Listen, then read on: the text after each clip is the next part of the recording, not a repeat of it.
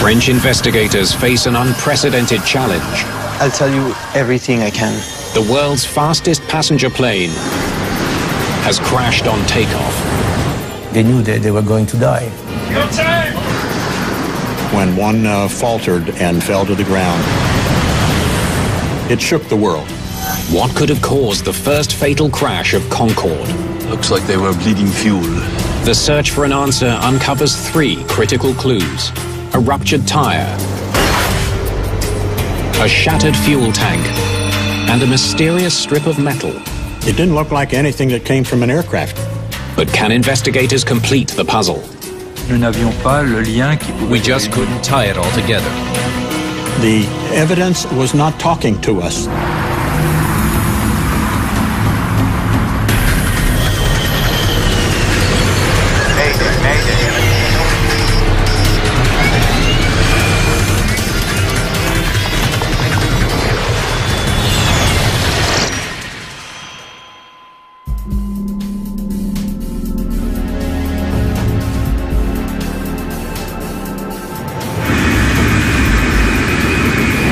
Charles de Gaulle Airport, Paris. One of the busiest airports in Europe, and the only place in France to catch sight of the world's most prestigious passenger plane, Concorde. It's really a wonderful machine. It's been described as a beautiful white bird. It's been described as the white rocket. It's fantastic. Concorde flying was a real show. I mean, everybody was watching, so it was spectacular. It was noisy, and it was like going at an air show. Concorde is a technological marvel. The world's only supersonic airliner, it can fly at more than twice the speed of sound, at altitudes that brush the edge of space. We talk about flying above 55,000 feet into a deep, deep blue sky. It's a very, very special aircraft. It takes an exceptional crew to fly this remarkable plane. Air France 4590. Do you want Whiskey 10 or Romeo? I need all the runway, eh? Okay, taxi for Romeo. Air France 4590. Today, Captain Christian Marty will be flying the Concorde. Clear on the right. On the right is clear. First Officer Jean Marcot will monitor the instruments. Nose droop at 5. The crew lowers the plane's sleek aerodynamic nose for taxi. Though crucial for supersonic flight, the long beak makes it difficult for the crew to see where they're going on the ground. I'll get a bit of speed before throwing the brakes. With more than 23,000 flight hours between them, Captain Marty and First Officer Marcot are among the world's most elite pilots. Jean-Louis Chatelain was also a member of that exclusive club. Many pilots all over the world would have loved to fly the Concorde. But there were only a few of them, and we were only a few, happy few to be elected on flying the Concorde. The jet's maiden flight was made in 1969, the result of a historic aviation partnership between Britain and France. A unique delta wing gives Concorde its signature look, while helping to reduce drag at supersonic speeds. But the design exacts a high cost at low speeds, making it harder for Concorde to gain the lift necessary to get off the ground. Delta wing is built a tremendous drag on the wing, so you have to counter the drag with a pretty high level of thrust. How much fuel have we used? Flight engineer Gilles Jardineau keeps a vigilant eye on fuel consumption. We've got 800 kilos. Concorde burns through it at an astonishing rate. In the short taxi to the runway, the plane's 4 engines have already used as much fuel as the average car uses in 6 months. Booking a seat on the famed jet requires deep pockets. The return fare to New York costs more than $9,000. It was not something unaffordable for those people we had on board. Some of them, I'll tell you, they didn't even know how much they were paying. Air France 4590, runway 26 right, clear for takeoff. 4590, cleared for takeoff. 26 right. The tower controller today is Gilles Logelin. I was stationed in the southern control tower, which has a very good view over the two runways that we use. This day was the same as usual. I gave him the takeoff clearance. Everybody ready? Yes.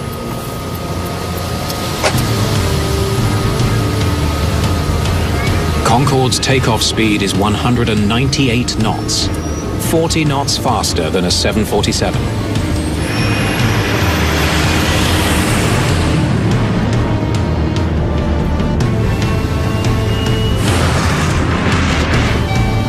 More greens. The plane's 4 afterburners ignite, giving the engines the boost they need to achieve that incredible speed. As it passes you, you feel it and you hear it because it is loud and strong, and it's just a beautiful sight to the spectator and the aviator. V1. The first officer tells the captain they've reached V1, or decision speed. They're now going too quickly to abort the takeoff. You cannot stop anymore. You have to go on. You have to continue takeoff, whatever happens.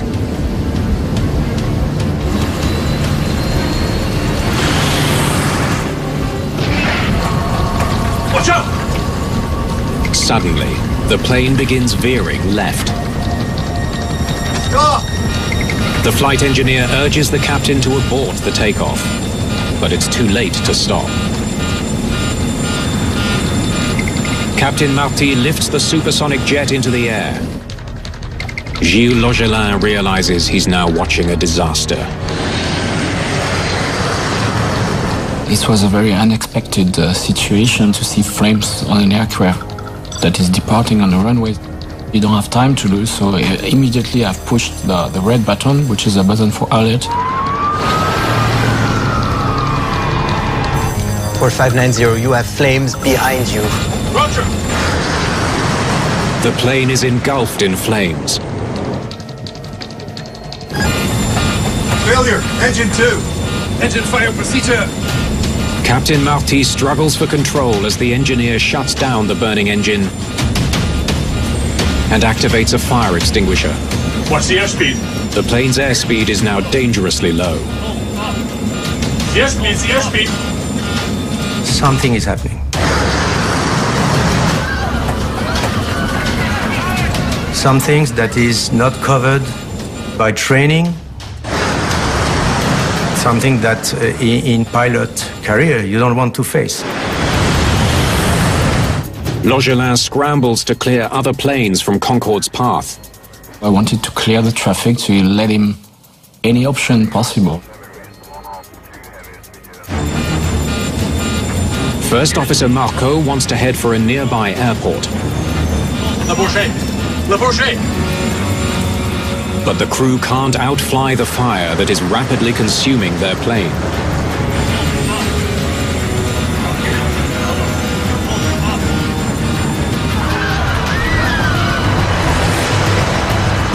Shocking images of the unfolding disaster are captured by amateur video.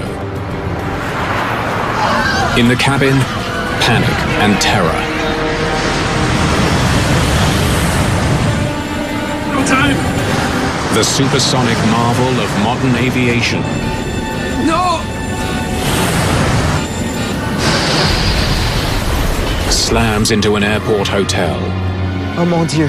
I could see kind of big, like a big mushroom of smoke.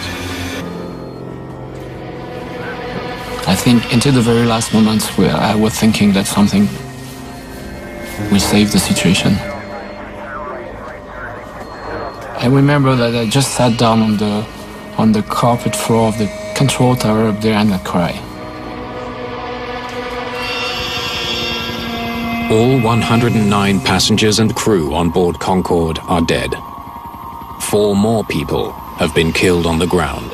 How can I say more on this? We were totally shocked. That's it. That's it. It had been such a special thing in the place of aviation that when one faltered and fell to the ground, it shook the world. It really did. Until today, Concorde had a remarkable safety record. 31 years of supersonic flight and not a single fatal crash. This plane was simply magnificent, and it was a shock for everyone. Alain Bouillard will lead the crash investigation. He takes on a challenge no investigator before him has faced, figuring out what happened to the technological wonder that had seemed immune to disaster. On the outskirts of Paris, the fuel-laden Concorde has ignited an inferno. Investigators are anxious to search the wreckage for clues, but first, firefighters must put out the catastrophic fire. The problem was the intense heat at the crash site, which made it impossible for the rescue services to recover the flight recorders. Knowing the eyes of the world are watching, Bouillard and his team press ahead with the investigation. They speak to as many witnesses as possible. I'll tell you everything I can. Few saw more than controller Gilles Logelin. After an accident, you remember every single second of the process. I saw the flames just before they took off.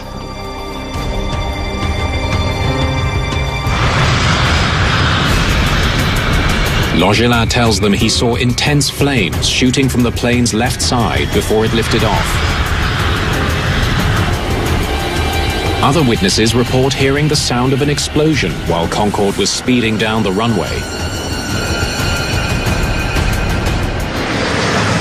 Less than 90 seconds later, the plane fell from the sky.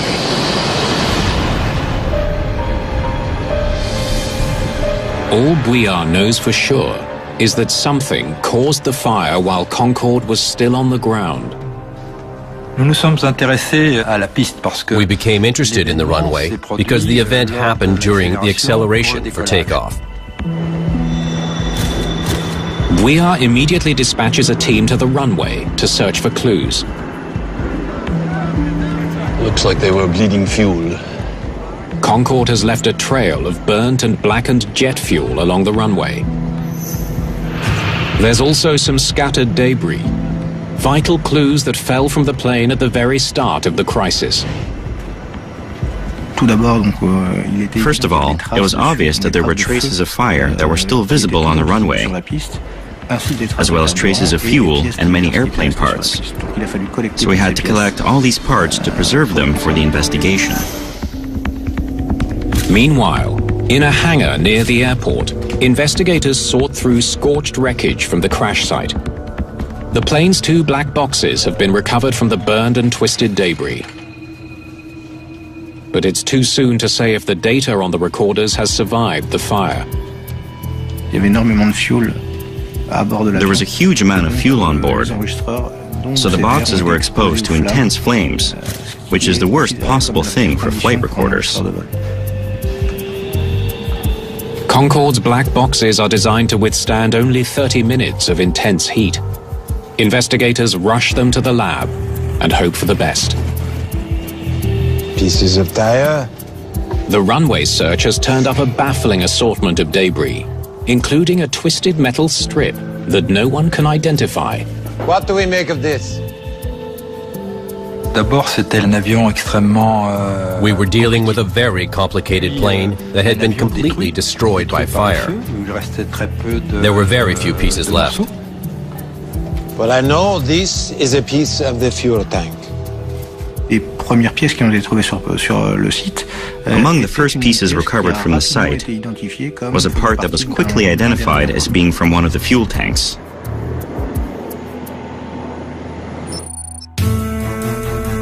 Concorde has 13 fuel tanks, 1 in the tail section, and 12 more that combine to fill almost the entire delta wing. Finding a fragment of a fuel tank on the runway is an important clue. B1. It means at least one of the plane's 13 tanks ruptured during takeoff.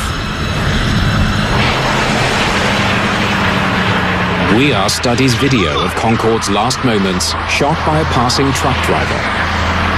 Must have been a massive fuel leak. It's the only way to explain a fire like that. The long plume of flames confirms a large leak from the fuel tank is the likely source of the fire. The scale of the leak, mixed with the surrounding air, is an extremely volatile mix, extremely flammable. But VR still has no idea what could have caused such a massive leak. Fortunately, technicians have managed to salvage the cockpit voice recording. Okay, let's get going. VR hopes the pilot's conversation in the cockpit will shed some light on the puzzling collection of leads. Everybody ready? Yes. Everything seems normal as the pilots prepare for takeoff. 4 green. B1. But just before liftoff, there's a loud noise. Watch out! That sounded like some kind of explosion. Please go back again.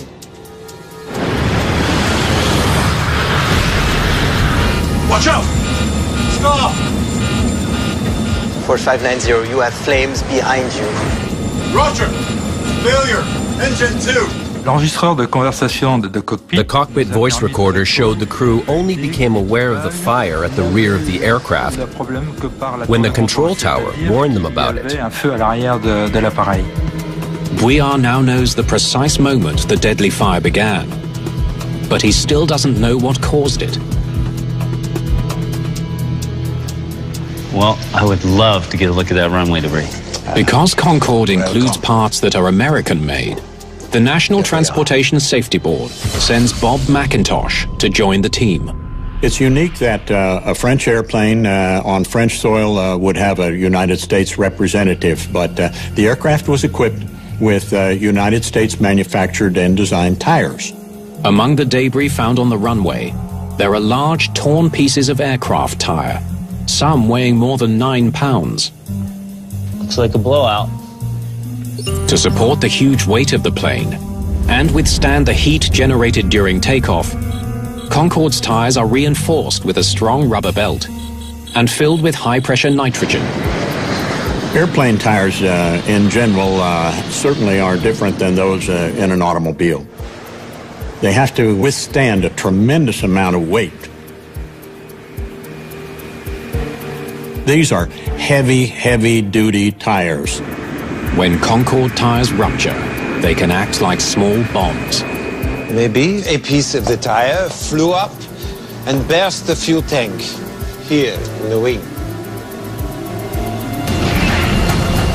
Watch out! The force with which a tire might explode is not simply going to be a blowout. There's a whole lot of structure and rubber belt around the tire that's probably going to separate, and that's, of course, a potential for damage. A look at Concorde's history turns up 6 incidents of a tire rupturing and damaging a fuel tank.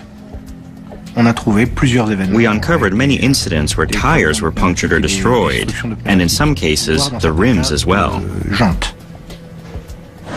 The most serious incident was in 1979, when a ruptured tire damaged a fuel tank so severely that the crew was forced to land shortly after takeoff. To prevent a recurrence, authorities mandated that Concorde tires be replaced much more frequently. So what could have caused a relatively new tire to rupture on takeoff? Investigators take a closer look at the metal debris found on the runway. Maybe something cut into the tire. Something like this. The shape of the metal strip that we found was exactly the same shape as the tire debris. There were a lot of theories flying around in the first 2 or 3 days as to cause and effect of the tire, of the metal strip, and of the fuel that was liberated from the left side of the airplane. I want to know what this is and where it came from. Oh, and find out how much a fully loaded Concorde weighs. There's something I want to try. This was the scene after July's Concorde crash near Paris. News of the downed Concorde has stunned travelers and aviation insiders around the world. The French Transportation Ministry grounds the nation's entire fleet. British Airways soon follows suit. In London on Friday, British Airways' fleet of Concordes remained grounded, and depending on the investigation's findings, they may never fly again. That was a major blow, particularly to the UK operator, British Airways. Air France had expected it, I think, all along. Whether the pride of French and British aviation will ever fly again now depends entirely on what Bouillard and his team can uncover. There was lots of media pressure because it was a famous plane. It was the only supersonic aircraft, and it was the Concorde's first fatal accident. Facing enormous pressure, they focus on the mysterious strip of metal found near the top of the runway. It didn't look like anything that came from an aircraft to me. It was bent in such a shape that it was really strange, and we were all wondering if it was something that perhaps had fallen off a runway sweeper, or if it had fallen out of a construction truck, a baggage cart that was being towed around the airport someplace. But evidence soon points them in a different direction. Metallurgical tests reveal the strip is made of lightweight titanium, a metal frequently used in aircraft parts. It also had a number of rivets on its surface, and this made us think it was used in aviation.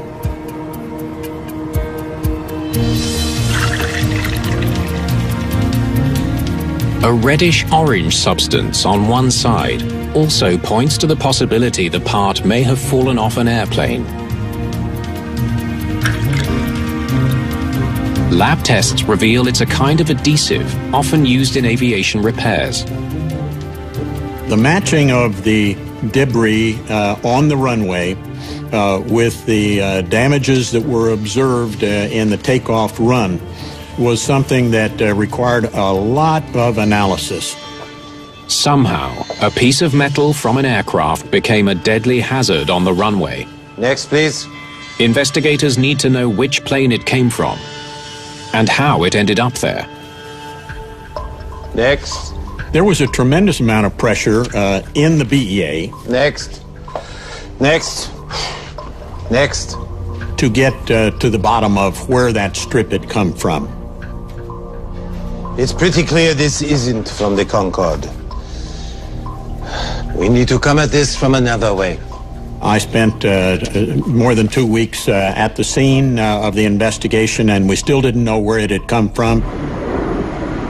Painstaking research rules out the possibility that the metal strip fell from Concorde. But there are dozens of other planes to consider. Bouillard needs to narrow down the search.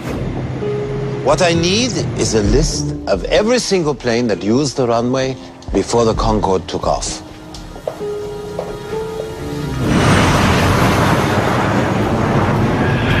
A busy international airport like Charles de Gaulle has hundreds of flights arriving and departing every day.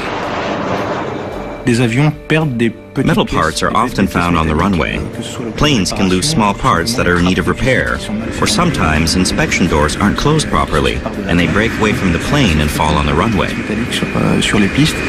But the airport's runways are inspected several times a day and cleared of debris. Okay, it wasn't there in the morning. That leaves the planes that took off after 1300. We searched by elimination.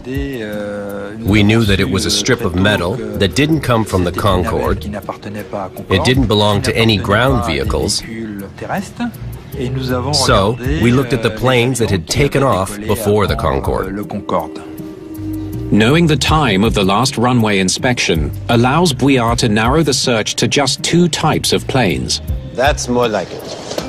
That part is either from a 747 or a DC-10. Let's figure out which.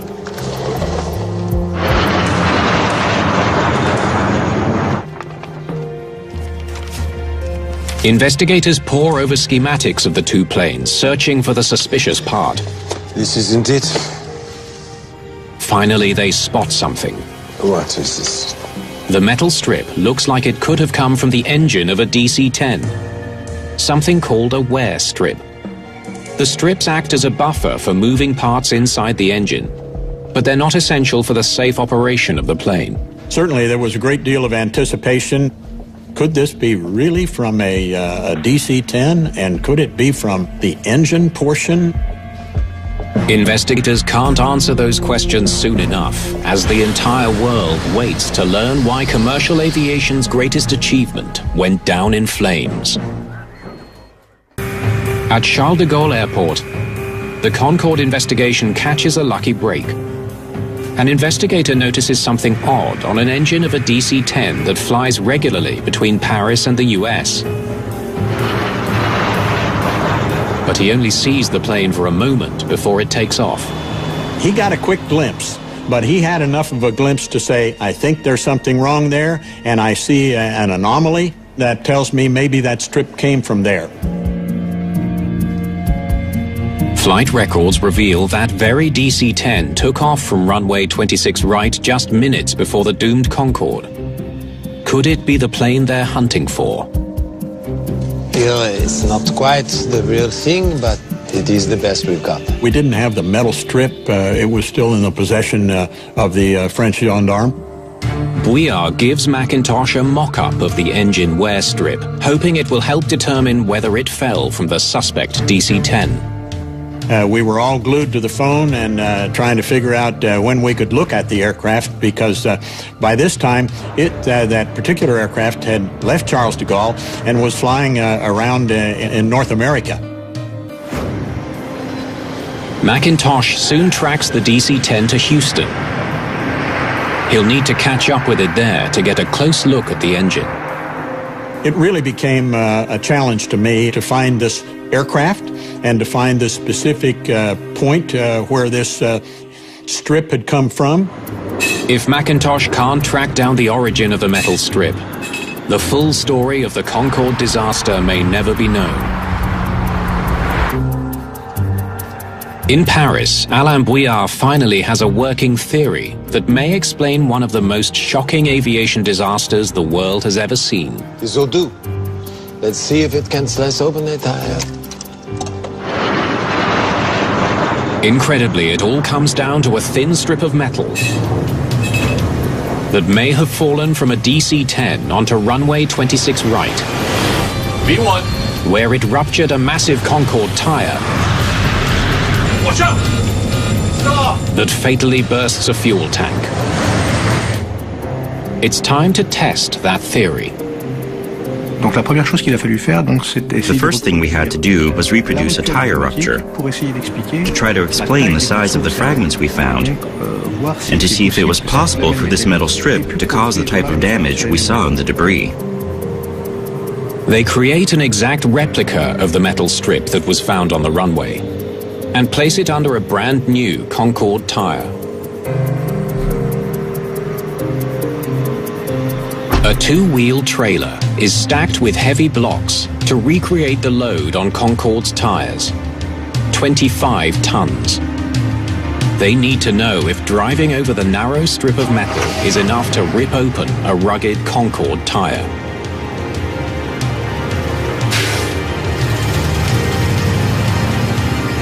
In dramatic fashion, they get their answer. Amazing. You can't ask for better proof than that. That was fantastic. C'était parfait.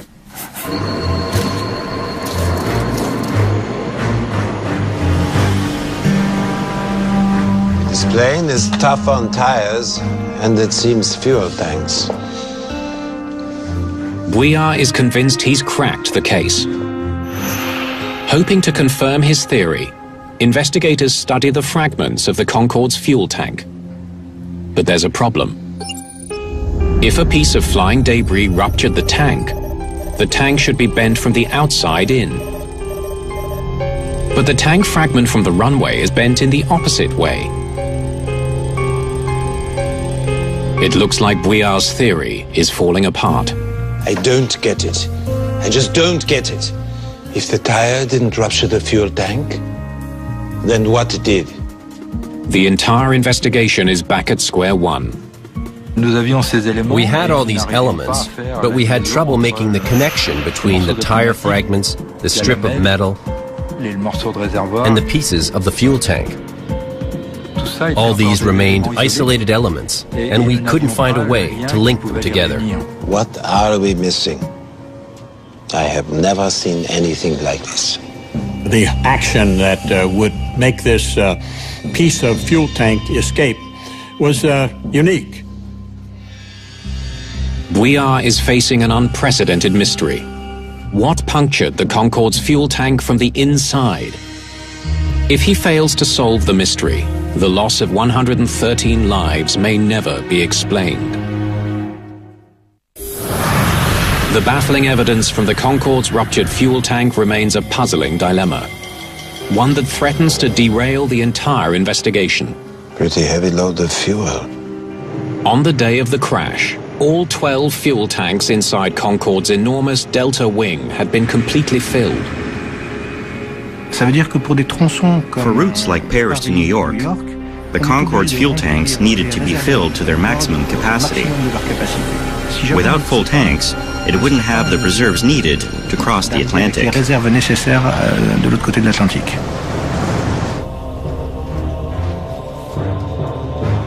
The only thing in the fuel tank is the fuel.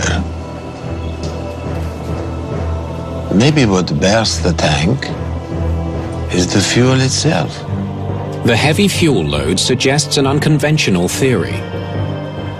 When a high-speed projectile hits a container full of liquid, it can set off a tsunami-like wave powerful enough to rupture the container at a different point from where it was struck. The liquid will move around and push evenly on every part of the tank. And it's the weakest part of the tank that will tend to rupture. Set it so the fuel tanks are completely full. He hopes a computer simulation will show if that's what happened here. And the piece of tire is 5 kilograms. The scenario that we had in mind was only possible if the tanks were full. Okay, let's watch what happens. Bouillard knows his theory may meet resistance. There's no record of an aircraft fuel tank ever rupturing this way before. Fire.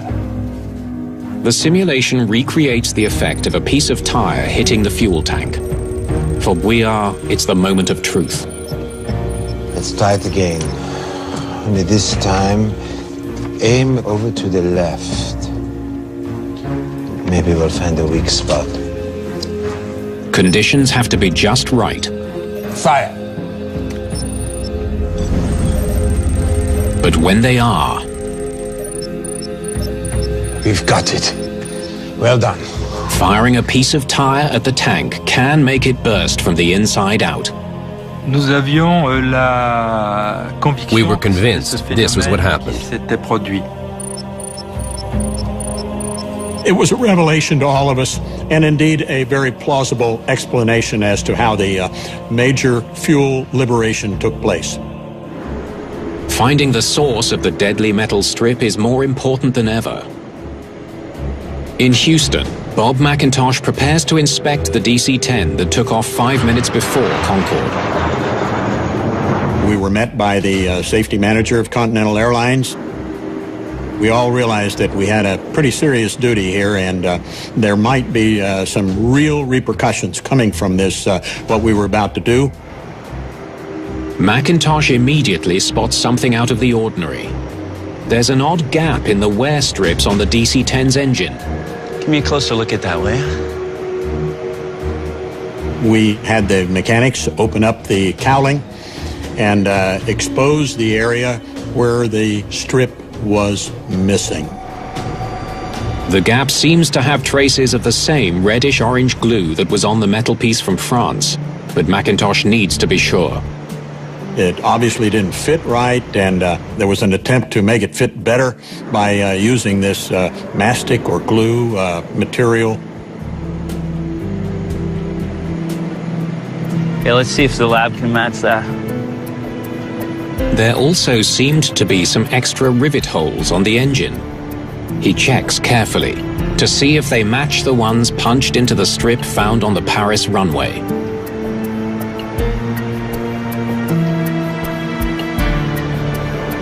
We have a winner. It's a perfect match. We found the culprit. There was no doubt in our minds that the strip had come from this aircraft. So there were some different emotions there at that moment.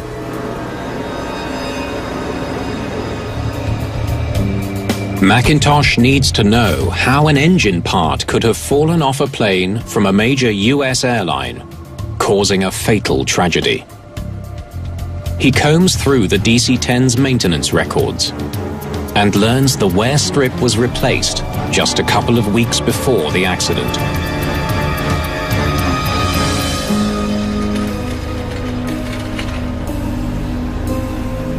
The holes drilled into the strip didn't line up properly with the holes on the engine cowling, so the mechanic drilled new ones.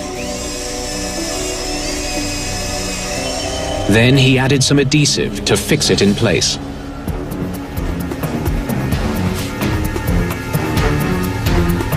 Lab tests confirm the adhesive used on the DC-10 is identical to that found on the debris from the runway at Charles de Gaulle.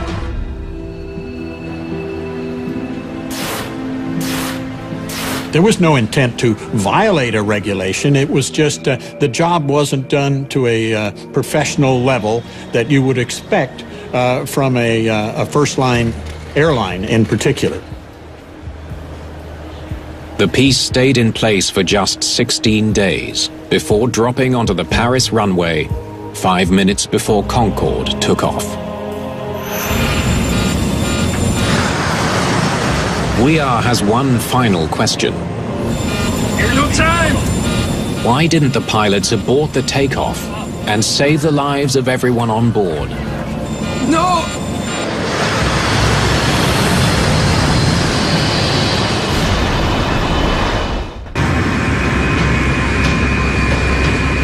Technicians have managed to piece together the data from the burnt and damaged flight recorder. Everybody ready? Yes.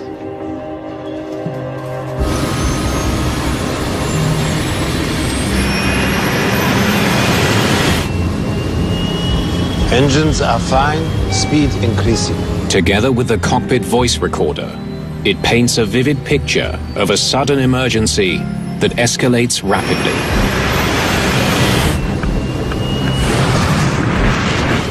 Four green. The plane is rocketing down the 2.5-mile runway V1 at nearly 200 miles an hour.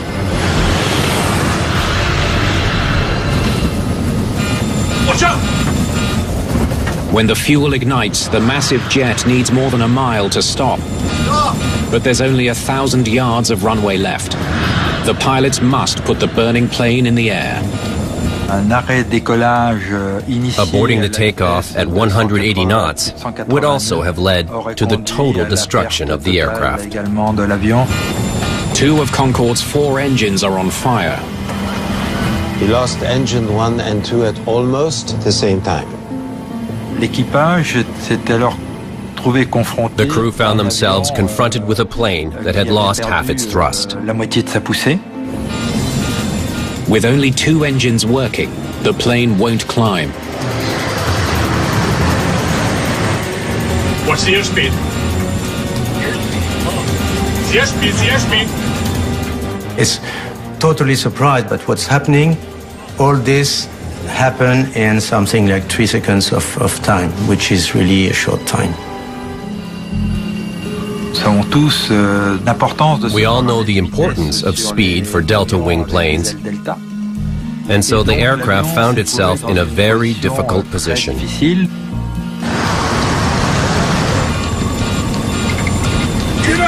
The crew tries to raise the landing gear to reduce drag. The gears, y'all! I'm trying! Due to the damage, the gear won't retract. La rupture du pneumatique a produit When the tire burst, it damaged the sensors on the landing gear doors. With those doors in the wrong position, the gear could not retract. The data shows the crew fought hard to keep the plane flying right up to the very end. But the fire is consuming their wing. At one point, they knew that they were going to die. No panic at all to the very end. To the very end, they have tried to find a solution. Investigators estimate the raging inferno burned at more than 2,000 degrees, hot enough to melt the wing.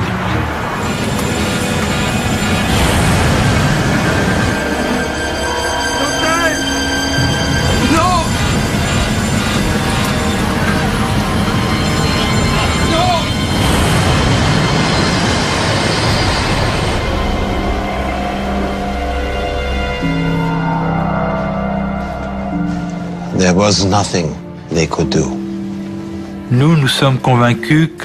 We were convinced that from the moment the plane rolled over the metal strip, a catastrophe was inevitable.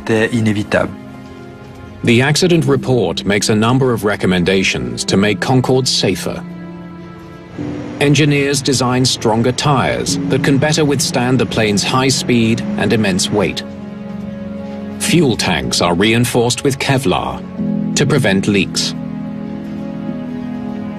Airport authorities also implement a better system for monitoring runways and removing debris. What is puzzling is that you have a 200 grams piece of metal on the runway. It turns out to trigger one of the most catastrophic crashes in aviation history. A year after the crash that took 113 lives, an official memorial service is held. I was with them, so in a way I'm kind of linked with this crash. It will remain the experience of my life. I would have given everything not to be there this day, but I am the one.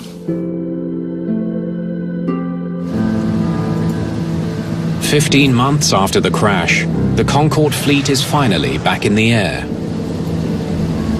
Soon after, Alain Bouillard seizes an opportunity to take a flight in the aircraft he helped save. I had the opportunity to fly as a passenger on the Concorde. I distinctly remember the color of the sky at 60,000 feet and the sensation of acceleration and speed.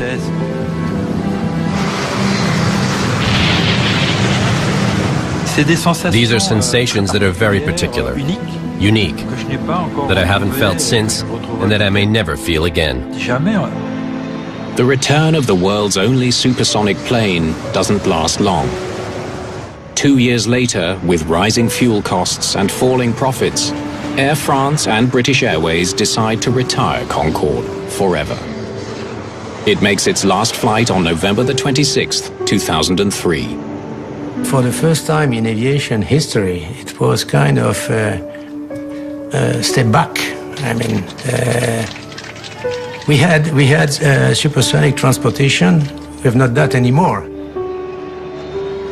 And it was a sad day when we saw the retirement of the aircraft. On the other hand, recognizing that it was 1965 technology, it probably was time to retire the aircraft and go on to other more modern things.